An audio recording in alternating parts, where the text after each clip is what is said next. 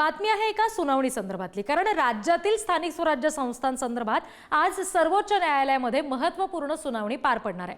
मागच्या अनेक महिन्यांपासून या प्रकरणाची सुनावणी झाली नाहीये, त्याच्यामुळे स्थानिक स्वराज्य संस्थांच्या निवडणुकांचं भवितव्य अंधारात आहे असं म्हणता येईल। आणि या प्रकरणावर वारंवार सुनावणी पुढे जातीये, त्याच्यामुळे या प्रकरणाकडे महाराष्ट्राच्या जनतेचं लक्ष आहे।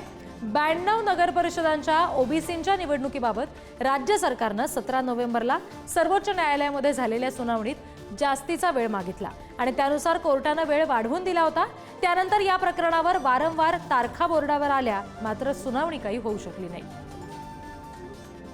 आणखी तपशील घेणार आहोत प्रतिनिधी शिवाजी काळे सध्या आपल्याशी जोडले गेलेत त्यांच्याकडून। शिवाजी, कधी नेमकी ही सुनावणी आता सुरू होणार आहे, कुठले महत्त्वाचे मुद्दे याच्यात उपस्थित होणार आहेत?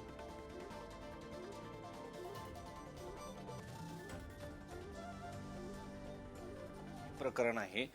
एकूण साधारण विचार केला तर राज्यामध्ये 27% ओबीसींना आरक्षण आहे स्थानिक स्वराज्य संस्थांच्या निवडणुकीमध्ये। मात्र हे कोणत्या आधारावरती दिलं जातं हा प्रश्न जेव्हा सर्वोच्च न्यायालयामध्ये उपस्थित झाला तेव्हा सांगण्यात आलं होतं की 1930 ला जी जातनिहाय जनगणना झाली होती इंग्रजांच्या काळात, तेव्हापासून आतापर्यंत एकदाही जातनिहाय जनगणना झालेली नाही। त्यामुळं सर्व जातींचा डाटा नाहीये, त्या प्रमाणात ते आरक्षण दिलं जात नाही असा प्रश्न उपस्थित झाल्यानंतर ट्रिपल टेस्टचा मुद्दा उपस्थित झाला। दरम्यान उद्धव ठाकरेंचं सरकार जाऊन एकनाथ शिंदे यांचं सरकार सत्तेत आलं, एकनाथ शिंदे यांचं सरकार जाऊन देवेंद्र फडणवीस यांचं सरकार आलं। मात्र या डाटा संदर्भात जे प्रतिज्ञापत्र सादर करायचं होतं ते अद्यापपर्यंत सर्वोच्च न्यायालयामध्ये सादर झालेलं नाहीये।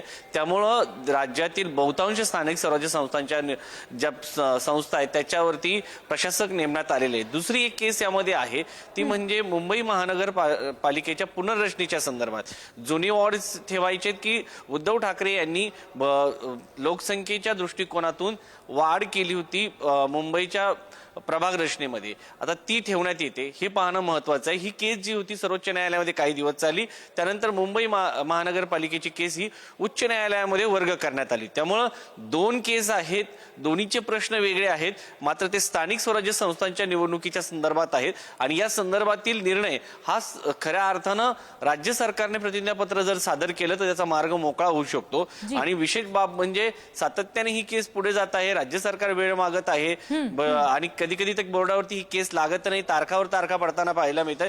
त्यामुळे जे लोकप्रतिनिधी होण्याची इच्छा व्यक्त करतायत ग्राउंड झिरो वरती स्थानिक स्वराज्य संस्थांचे प्रतिनिधी म्हणून, त्यांना मात्र हाती निराशा येते। आज सर्वोच्च न्यायालयाकडे सुनावणीकडे निश्चित या सगळ्यांचं लक्ष असेल असं म्हणता येईल। धन्यवाद शिवाजी दिलेल्या माहितीसाठी।